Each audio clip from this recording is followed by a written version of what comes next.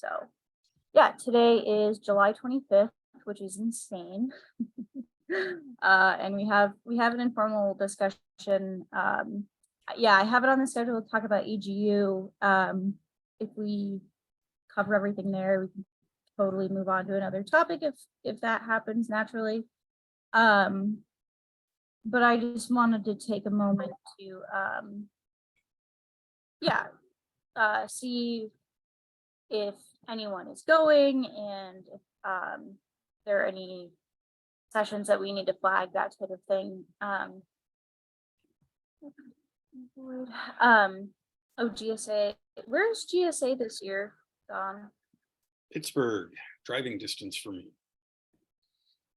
Love that. I think I've been going to NAAE, and I think that's in Pittsburgh next year. And I was thinking, yeah, I was thinking the same thing. Like, I could actually drive there instead of having to fly, which would be kind of nice. Yeah, so. That's sometime in the spring. Is that right? It's every fall. So they're doing for NAAE, they do it since COVID. They're doing it every other year, alternating in person and virtual. So it's virtual this fall, but next year it'll be in person. That's what I've heard, at least. So yeah. So before we jump into other conference discussions, are there announcements that folks want to share? I don't know if are y'all, I assume at least one person is familiar with NOCI, the National Network of Ocean and Climate Change Interpreters. Yep. Well, anyway, I'm going to be a TA on their next training cohort, so I'm really excited. What does that entail? Whatever. I'll attend all. So it's a crash course. It's about 6 weeks. We meet once a week.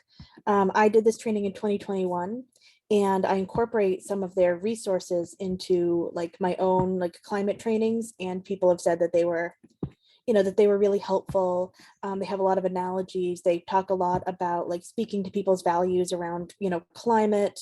And it's been one of the more relevant and helpful professional trainings I've been to.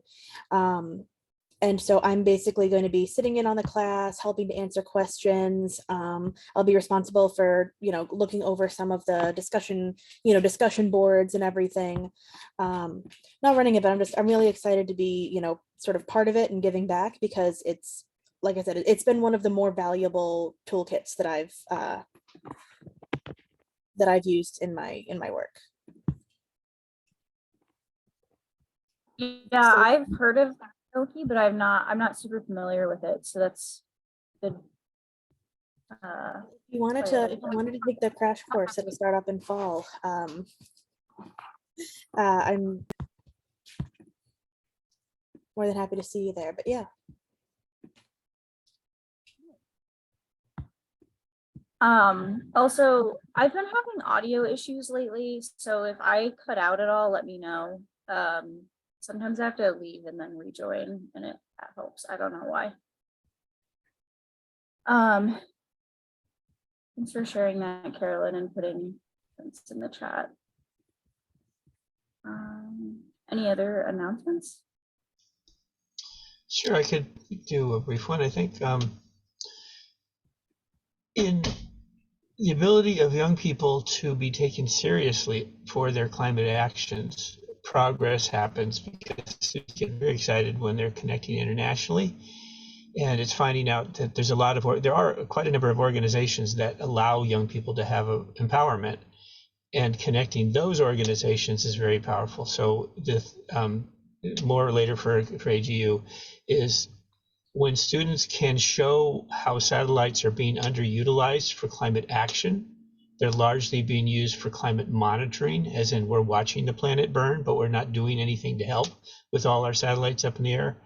Is students in India and Colombia and Mexico are connecting now with American students, basically to come to NOAA and NASA and everything like that. We're using your satellites for taking climate action. You might want to might want to work with us on this one because it's going to look really stupid.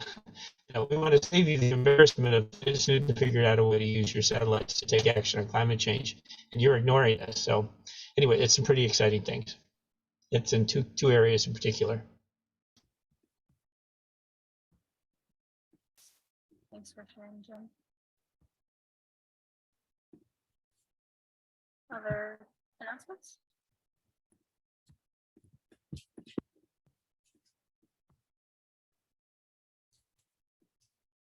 All right. Oh, Frank, do you want to say something? Yeah. Yeah, I've got a question for Jim. Jim, is that being showcased anyplace on the web? Let's see. So that particular one, we're gonna more drive for AGU because it's not going to be kept. You're getting previews of it by what we're doing. Okay. But the thing of sorry, I'll be brief about this one. How we're doing images about energy efficiency, and then there's also environmental justice and trees. We do that on the ground and we do that in the air. Now we're ready to announce how powerful that is for satellites, because it can be done from satellites too.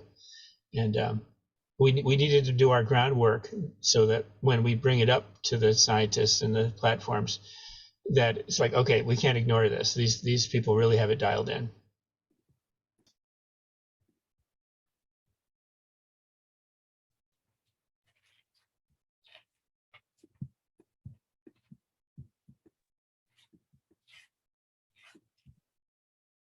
Any other thoughts or announcements?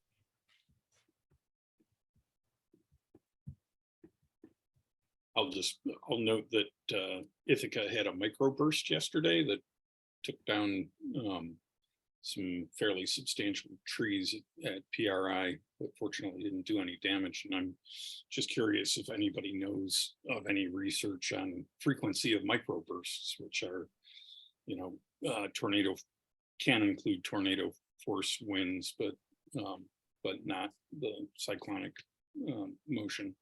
If anyone knows if there's research tying microbursts to climate change.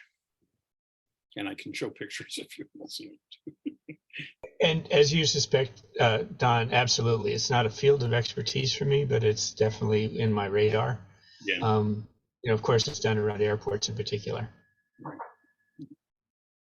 Yeah, I wish Katie were here because Katie's background is in meteorology, so she is usually much more familiar with more weather related research than me, but I don't know of anything in particular. Feel free to share pictures if you after all the flooding that happened in Vermont a couple weeks ago, I'm feeling like all the local weird weather stuff that's happening is cathartic to talk about. Yeah, so fortunately no damage to buildings, but quite a number of large trees were either damaged or completely taken down. Those are some massive trees. Yeah, there was one of the big tree right in front of the museum somewhere that I saw, but apparently it's not in the album yet. So, One has to be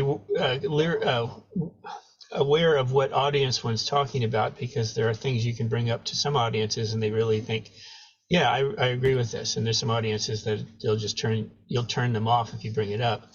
But we often will bring up, as we should, that the parts of humanity that are doing the least to cause climate change are the where it means where it's been affected.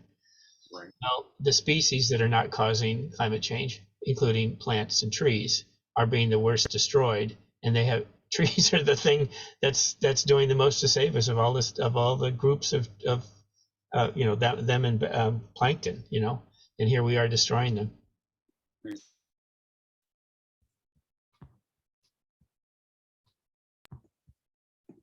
Very Oh, and I'll do a little self-promotion. This a very nice but sort of hyperbolic story came out about me last week. Let me find it. Put the link in the track. Let me chat. The story is sweet. The headline is hyperbolic. Hyperbolic is fun. Yeah.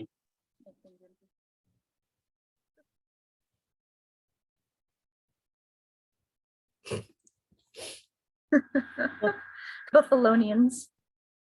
Yes, and an interesting effect I didn't anticipate is that people are learning that Buffalonians are called Buffalonians. What else would you call us? Very true. Well, unfortunately, at this point, they mainly just call us flirtiots, and I really can't argue too much with that one, given gestures broadly at everything. Yeah, right. So I do have a question. What do people in Baltimore call themselves? Baltimoreans. I'll give someone a chance to answer that.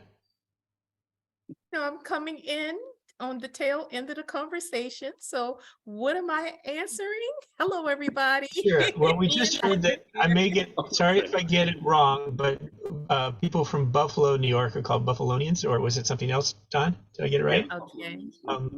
People in San Francisco will tell us San Franciscans. We are not Friskins. That's, at least people locally don't call it that.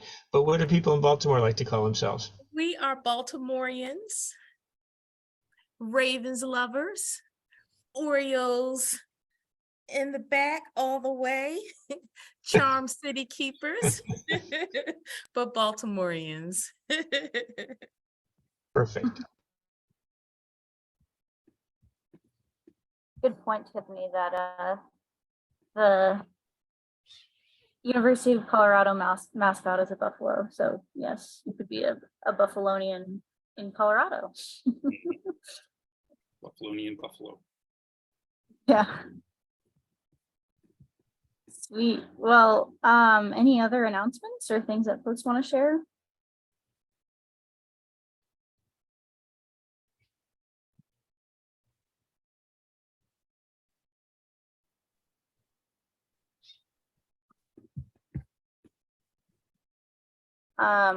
Okay, well, we can continue adding things in the chat as we do. But I just wanted to, we can talk about AGU or any other conferences that might be coming up. I don't know if everyone here is familiar with AGU, but it's the American Geophysical Union fall meeting annually in December. And so it's a conference that CLEAN has always, or not, maybe not always, but for a very long time has tried to host quite a few sessions, and there's an education section at AGU. So we try to have at least a few sessions focused on climate in the education section. So yeah, just wanted to share that we have, oh, nice, Carolyn. So there's 2 oral sessions, and those didn't post as links, of course. I just put them in the chat. But so there's 2 oral sessions, and then the third one right there is a poster session. So what CLEAN did is we submitted back in March proposals to host sessions on a couple of different topics, these 3 topics. And so now anyone who is attending can submit an abstract, which is only, I think it's like 350 words or something like that. Wait a second. I can find the actual number, but Oh, it's 2,000 short. characters. It's 2,000 characters, not including spaces. I'm not Thank entirely you. sure what that comes out to in terms of words, but thankfully Google Docs will keep track of that for me. Yes, you're right. It's characters that they say, not words. So yeah, it's pretty brief, but you just need a title and a little description to submit. So yeah, these are the 3 topics. So I don't know if anyone is planning to go to AGU this year, but oh, and I'll show, so AGU this year is in San Francisco and virtual. Since COVID, they've been doing the hybrid thing, which, you know, is kind of confusing, but it's worked. This year it's in San Francisco though, it's going in person. So it was in San Francisco previously, and Jim actually shared some photos that he took of when it was in San Francisco. So just to give you an idea of the type of thing that happens, he's also got, I know he's had some photos in his background that have been rotating of AGU as well. So it's really, really, really massive, a really massive conference. There's, I don't know how many thousands of people go. It's slightly overwhelming, but it's a good experience. So this looks like a session that Frank was leading.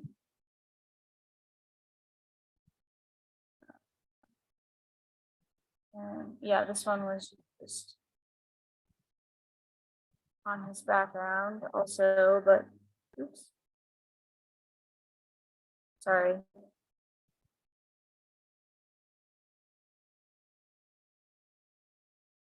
No. Well, I lost the other photo, but it was just on Jim's background too.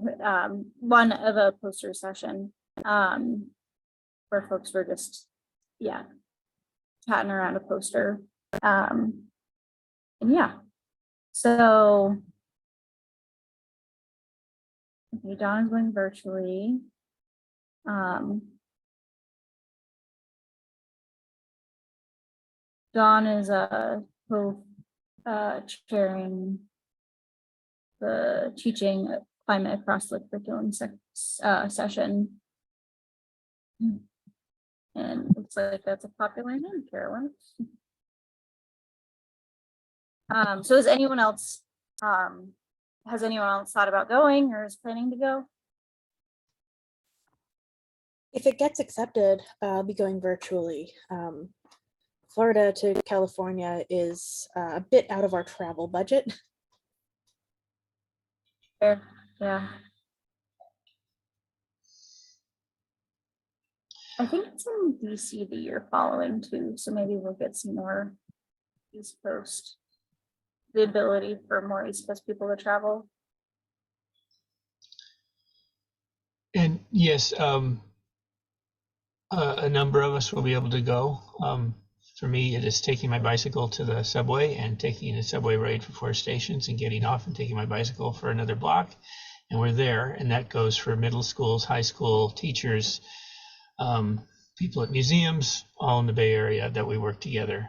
So we'll be at AGU. So.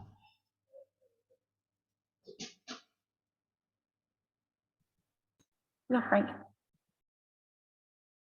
Yeah, I second the chat, what I think is the usual number, which is close to about 35,000.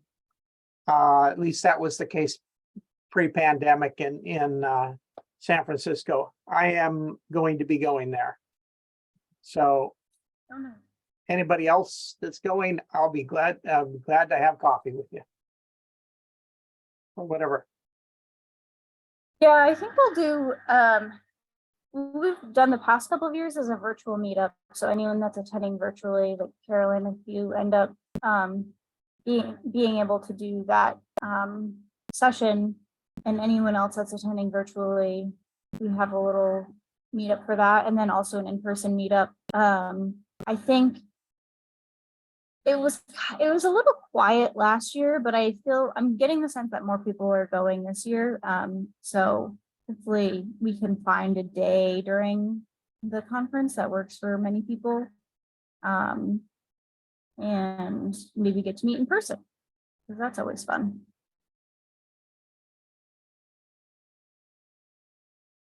I'm gonna bird walk Oh. just a tad bit from this, but there's a 2-day overlap between COP28 and AGU. And AGU does have a delegation of 2 that they send over who I've been chatting with. And at this point, we don't have anything definite, but there is a possibility of some sort of COP-related events happening at AGU. That would be a really good thing to, well, to happen, but then also maybe to promote on the listserv as well. And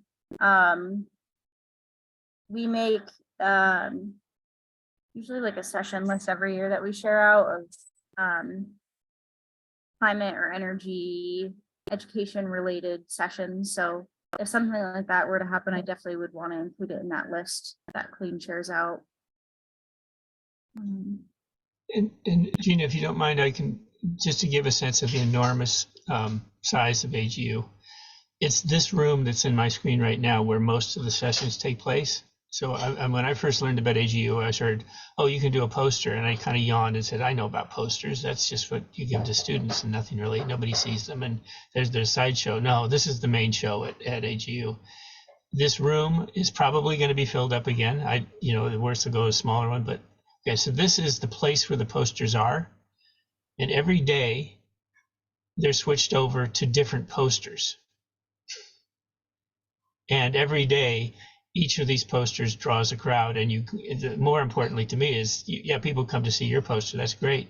But you get to go over and talk to anybody you want, anybody on any subject. And every day you have another set, at least 4 of the days, you have a whole nother set of people you can talk to. I mean, that's how you can serve 26,000 people. So this is what it looks like before it starts. Yeah, it's kind of amazing that you have photos of that room being empty. Because there is a lot of people. My hometown is a population of 5,000. So going to a conference with 30,000 people, very overwhelming. But yeah, I don't know. I am a remote employee, as most of you know, so I just really appreciate being able to see people and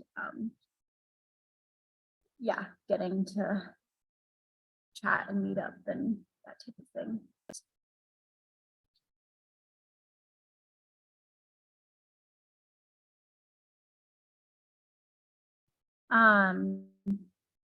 I also just want to highlight another comment that Dawn put in the chat.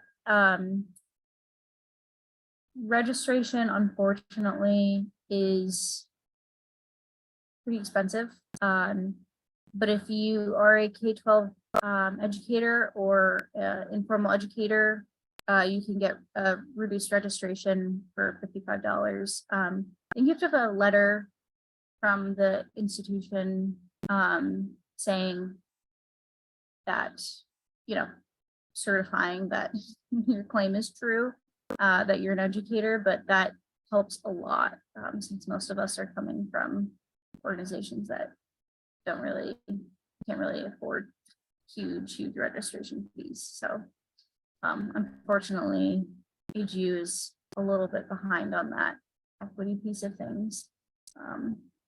Although I will say they also had, I think the deadline is passed now, but they also had it was either free or reduced registration for 100 Indigenous individuals. So something. If you don't mind, Gina, there's a question in the chat from Lynn, and if you don't mind, I could answer by direct messaging her in the chat, but I think it's relevant to a lot of people. That those who know it's great, but let's make sure people know. There's lots of levels and there's lots of ways to participate in an AGU, and it's for many just as important. There are lots of ways to be recognized by AGU. It is a place that brings so many people together. It's working to define itself as the place. If you do climate education, if you do climate research, if you do science, you better be seen at AGU. Otherwise, you're a business with no sign is a sign of no business. You want to be there. So I think it's especially important for the younger, the newer, the people we might not have known about 2 years ago or 1 year who are doing important work on climate action or climate education. It's important to help bring them in.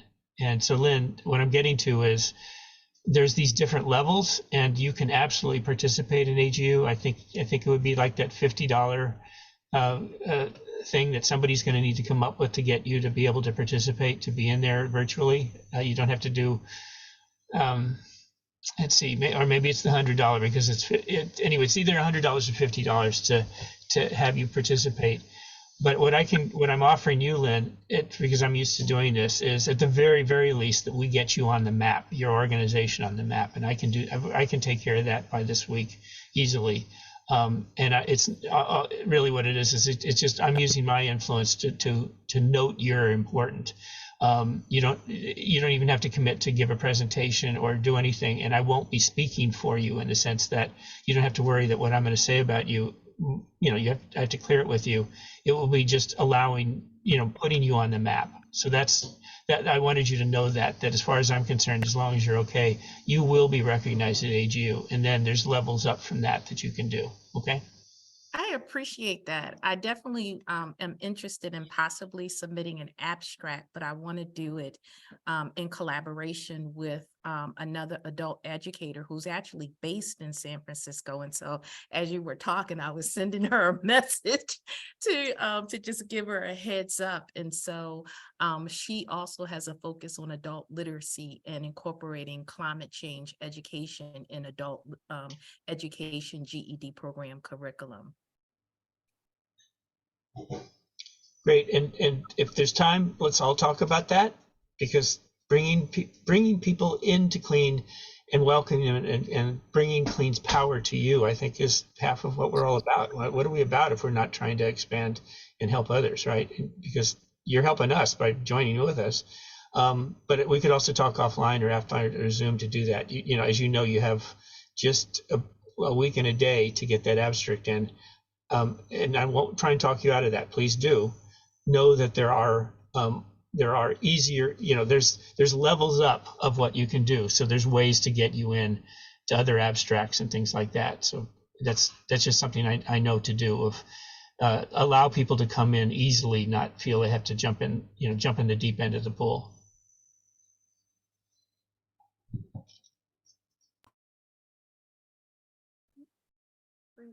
Saying something, Lynn, you're muted.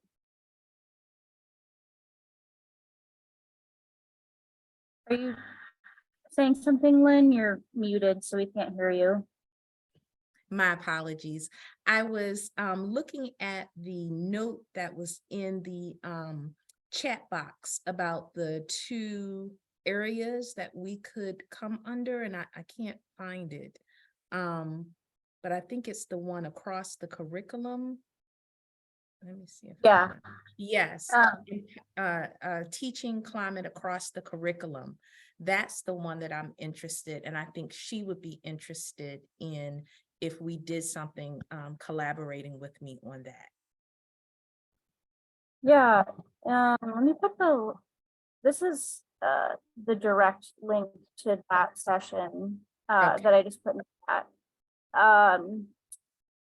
So you can read a little bit more about the convener's description of what they're looking for in there. That will help inform, if you submit an abstract, this is what they're looking for.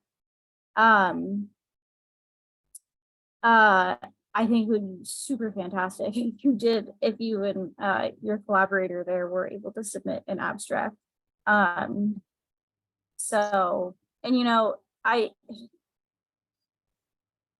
don't think I've directly said this, but yeah, abstracts are due next Wednesday on August 2nd, and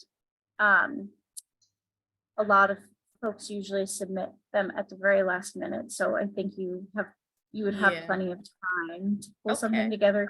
We always get stuff like super last minute. Okay. up until the Okay, deadline, so. I'm a convener on that session, so if you've got questions on anything, you can shoot me an email. Put my email in the chat. Linda, Do you think that would be a good fit, Don? Because we don't work with youth under 18. Our focus, both myself and Cynthia in San Francisco, is on adult ed, GED programs, and being very strategic about incorporating climate change education into adult ed? Or do you think we need to maybe submit our own abstract to kind of focus on adult ed? Yeah, I haven't memorized what the other sessions are, so there might be a Okay. more appropriate one, but just take a look through the education sessions and and I think yours fits reasonably well for our session, but there Okay. might be a better one. There might be one Okay. specifically on.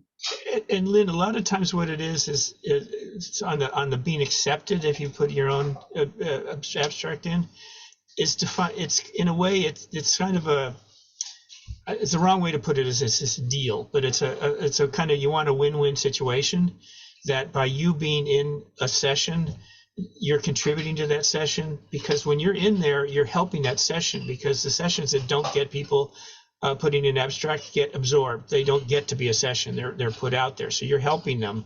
So you want to, and you might expand what they had in mind by your being there, but that can be a good thing. So you're fine. You don't want to be talking about snowballs and the sessions about deserts, right? You want to have some relation to it, but it can, you can fit in there on that. What I would also bring in, I hope if people give me a signal if I'm talking too much, I don't like to, that, Lynn, it's very important to know that AGU as a whole, the organization and the things has for 3 years, talked a lot about the need for diversity, equity, and inclusion. I tell you, I live in San Francisco, and San Francisco is a very diverse city. In the Bay Area, it's a very diverse city. I'm with more white people when I'm at AGU than just about any other time in San Francisco. It's like, man, I'm gone to white land here, right? AGU is way white, and they know that's wrong, and they know they have to change that, and they do want to change that. And anytime an organization comes to AGU that's authentically about diversity, equity, and inclusion, about social justice, it isn't just a front thing or just, a black face just to be a black face. Your organization fits that. They will welcome you, and they better welcome you, right? And there are aspects of AGU that deal with that specifically, where diversity, equity, inclusion is spoken of, science and society. There's other things. I'm not suggesting that you submit an abstract to those. Stay in education, but know that you then are relevant also to other things that are going on in AGU, which make you important and make it like you. And I just personally, Lynn, I know enough about you and I know enough what you're doing. I will use my influence and my organization's influence. If you get anything like you're not being taken seriously, I think that's what I love to do. I love, as a white person, to use my privilege and my insiderness to say, oh, you're trying to keep a black person out? Well, yeah, that's my friend over there with the screwdriver taking the hinges off that door. They're in, okay? Hopefully we don't run into any of those issues. Yeah. But I think we have to realize systemic racism is systemic racism. It exists, and it doesn't mean that somebody's a bad person, but the exclusion just exists in America, and we have to work to break it down.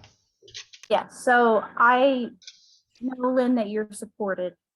Absolutely, yes. If you choose to submit abstract. And yeah, there is a lot of whiteness in the geosciences in general, and AGU is no different from that, unfortunately. But yeah, and I think any abstracts that we can get submitted that talk about justice and talk about increasing DEI in this space is very, very important. So you definitely have our support, as Jim said. So yeah.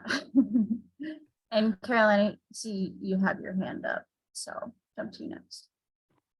Yeah, I guess, Kristen, a little bit for Don here. if y'all remember the presentation we gave, my colleague Diego and I gave to CLEAN back in November on our paper, that's what we'll be presenting on. And it absolutely is, like it was Miami-Dade, it was primarily like, kids of color participating. I can tell you that my leadership will decide it's not worth the ROI if I'm relegated to a poster session. And this isn't like for like online anyway. It's not, it's not like the poster gallery in person. We don't have the budget to go cross country. Is there anything I can or should do? I know you can't request one because that's what everybody wants. Is there anything I can or should do to make it more likely that they'll think it's good enough to give an oral presentation? And that's what happened last time. I got a poster and they're like, yeah, no, we're not bothering with this. Go ahead, Gina. Was that Gina who was speaking? It was me, but maybe you have something better to say, Don, than what I had to say. Well, I don't have great insights, and I don't know what the virtual poster sessions at AGU look like for next year, for this year rather. I mean, sometimes those can be well done and get good attention, but it's a bit of a crapshoot.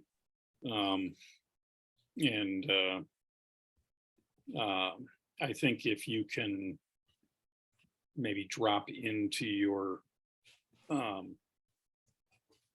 abstract something that implies or states directly about engaging the audience in doing something, then maybe that'll help. But I don't have really great deep insights. I mean, a lot of it's kind of fickle in how those decisions get made.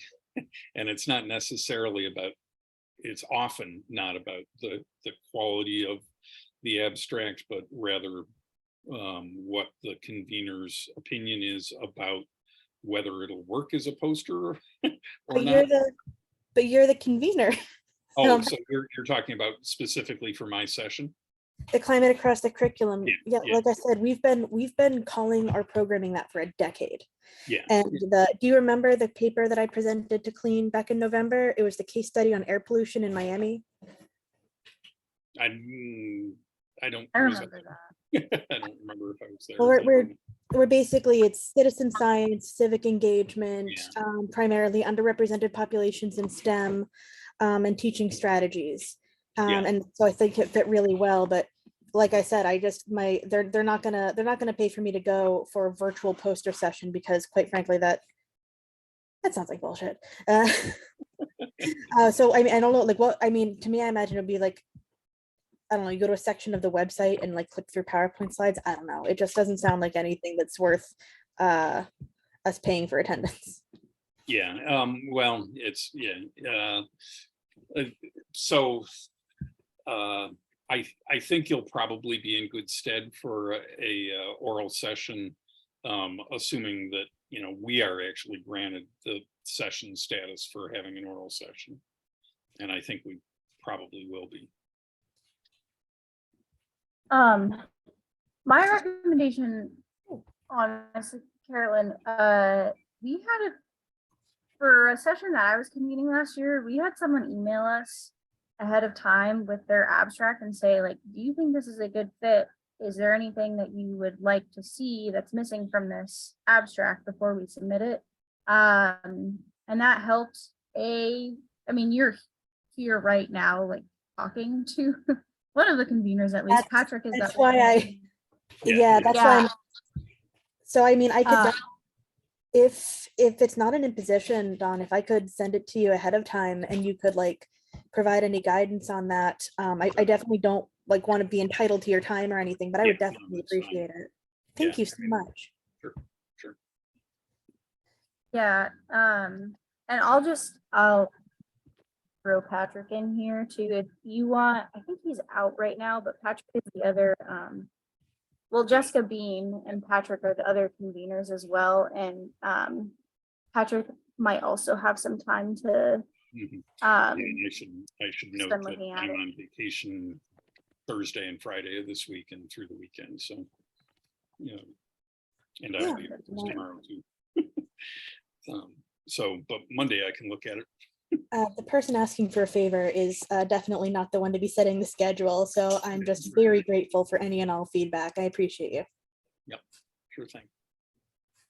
Oh yeah, and Jessica looked over Tiffany's abstract. So yeah, I mean, that's probably what I would do. I'm submitting an abstract to a science communication session and not sure how that's gonna fly. So I'm in similar like I'm gonna have some eyes look over it and see what kind of feedback I get as well. But you know, I am very grateful for anyone who is submitting an abstract. So thank you, Carolyn, for like having an interest in that section and that type of thing. Absolutely. Thank you for the opportunity. If I could share one thing, I would say to especially new folks and things about AGU. I'm going to express this as an opinion. People can say, and Jim is wrong, that when I see the value of being at AGU, it is not what most people think. Well, maybe what most people have to do because they have to do it for their grants. Most people go to AGU or grants go to because you have to go and you have to be published and you have to show off that you're doing something. You have to be recognized. Well, that's a big thing that AGU can do for you. But I have found that AGU is more valuable if you go as an opportunity to connect with people, either in person or virtually, that is just really, really hard to do other times. Okay. Now I connect with scientists and not just educators. I connect with young people and bring them together and things. But we can go up and have a conversation with just exactly who you want to have a conversation with that normally you wouldn't have to. And then as soon as I'm done, I'm going to go over and have another one and another one and another one. By the end of the day, I have met people that would take me months to work to get to see. And you're going over to their presentation, so you get to ask them all sorts of questions about what they're doing. And if it's a good conversation, they're going to come over to your thing. If you've got the information you want from them, you don't even need to invite them over to your thing. You find out what you wanted, and you've got the email and the connection, and they've introduced you. I go talk to one person, they introduce you to the head of NASA, who's this whole program. And they say, you got to meet these people. It's like really great networking thing. So it's not just about, hey, well, look what I do.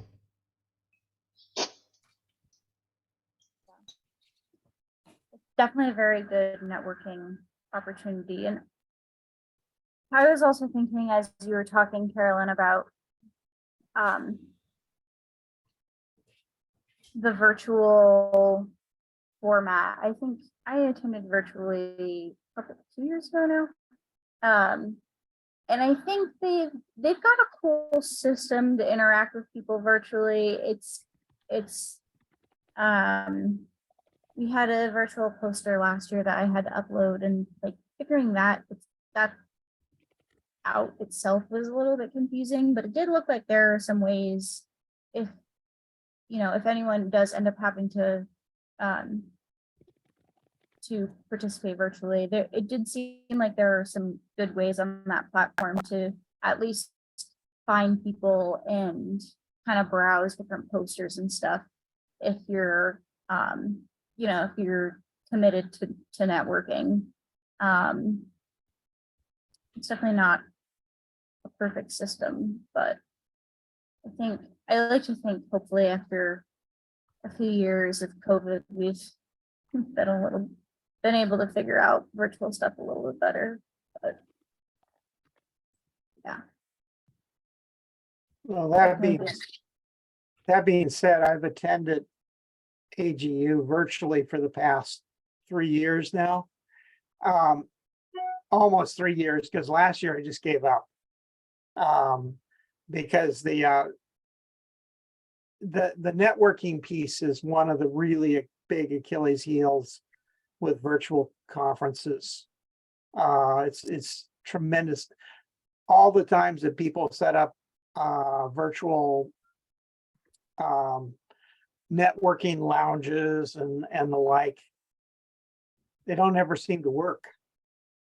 And Gene, I think I heard you say something in regards to trying to provide some sort of virtual social opportunities this Yeah. year. I would strongly encourage that. I know I'm intending to go because it's in my neighborhood. But I'd be more than happy to participate in in a virtual social opportunity if it meant being able to give people a little bit more full experience of the conference than you oftentimes get with with virtual avenues. Yeah.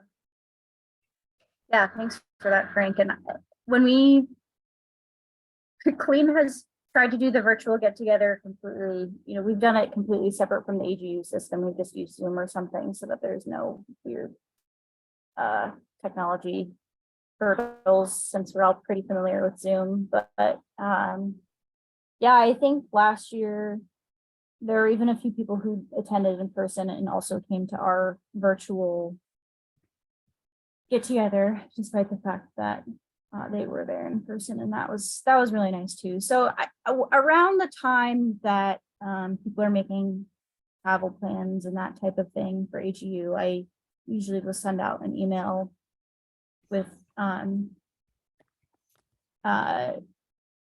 more details about an in-person trying to gauge who's around and what might fit their schedules best, and then with the virtual, I mean, a time for that too. Yeah, Don. Yeah, and just to comment on the networking at conferences for virtual attendees. And I think it's true that generally it's pretty hard to do so far, but I also think that it's essential that we figure out how to make it work, because the return on investment of actually figuring out how to make the networking piece of conferences work and online conferences generally work better is just huge. Because if we can reduce the climate footprint of conferences by making them work virtually, that's a really big deal. So I think we in this group have some special duty or obligation or whatever to make online conferencing better, because it's good for the climate. Here, Don, and I think I'm a major proponent of what you just said. I don't encourage our volunteers and things to go to fly and things, do it virtually and everything. But if you don't, and that's the way you respond to these. And when it is in your home city, you freaking go. Yeah, right. Because and I'm in one of those cities like Washington D.C. is, and maybe sometimes in Colorado, sometimes in Florida, but I'm in one of those cities. It's the top 10 places where they have conferences. So when it comes to San Francisco, we're there and we're all over it. So maybe I'd also say that this is also for all of us in CLEAN. And this is true if we're looking at the abstracts and the sessions that are going on. We're not the only ones who do what we do.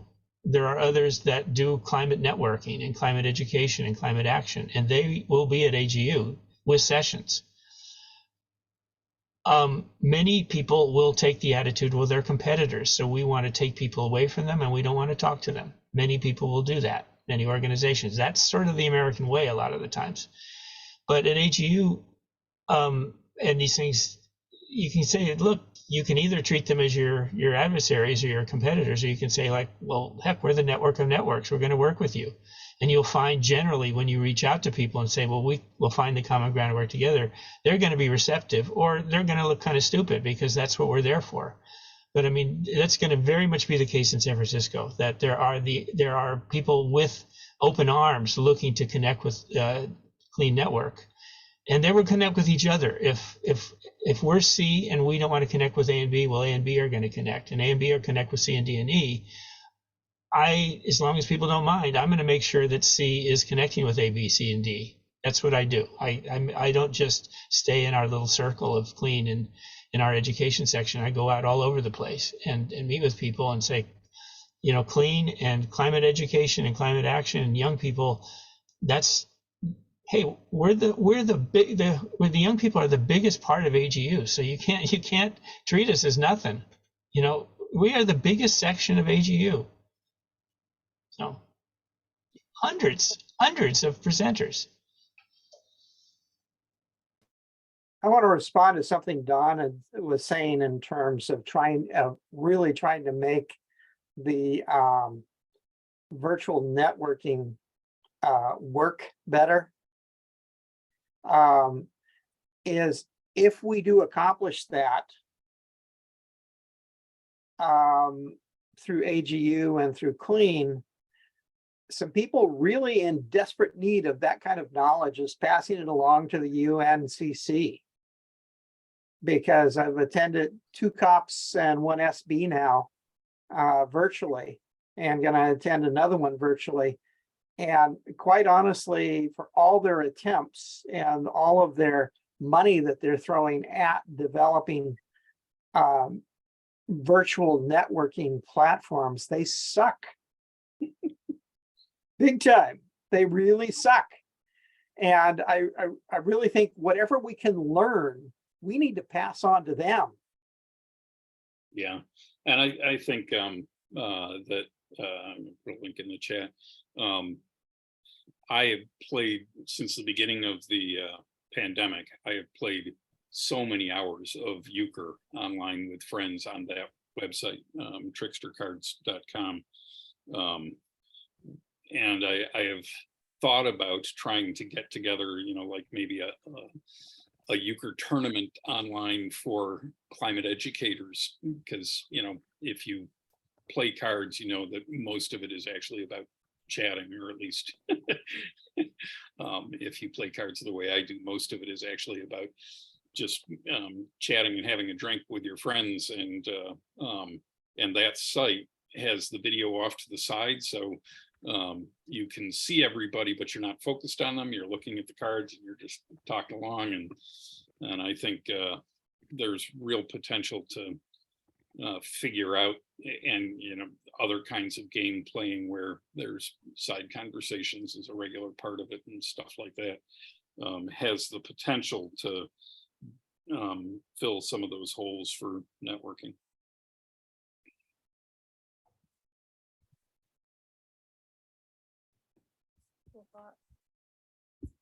That'd be fun.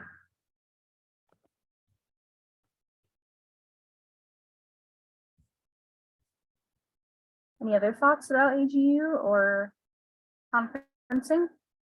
Can I ask you a question, Gina?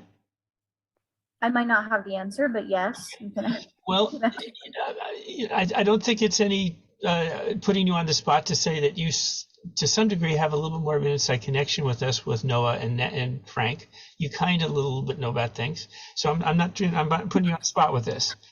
Okay. I expect this, but and you tell me, do you have nothing on this, something on this, you know, or nope, this isn't true.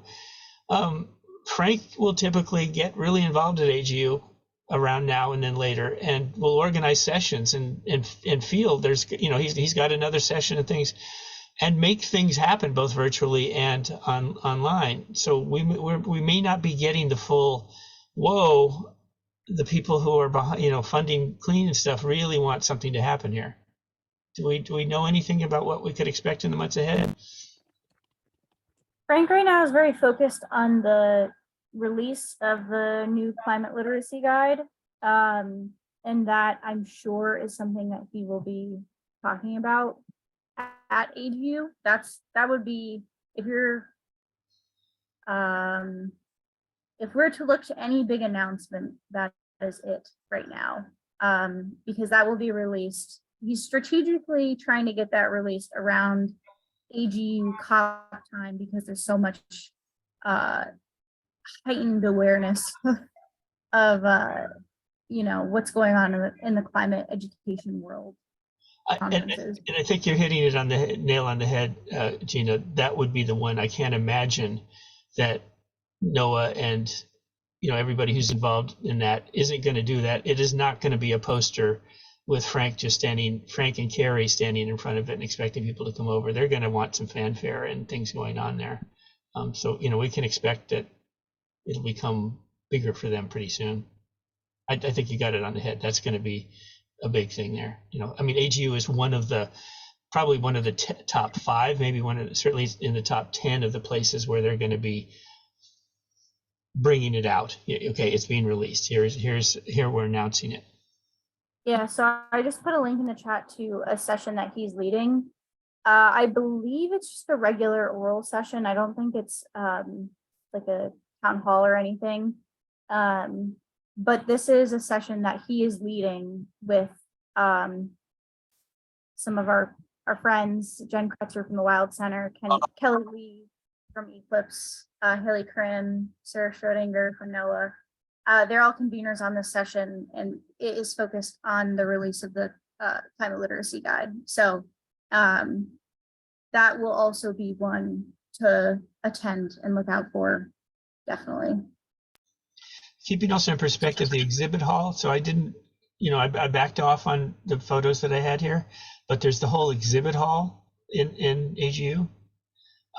It's enormous, nothing as big as the poster hall, but it's actually the north hall. This is the south hall we're looking at, the bigger of the two.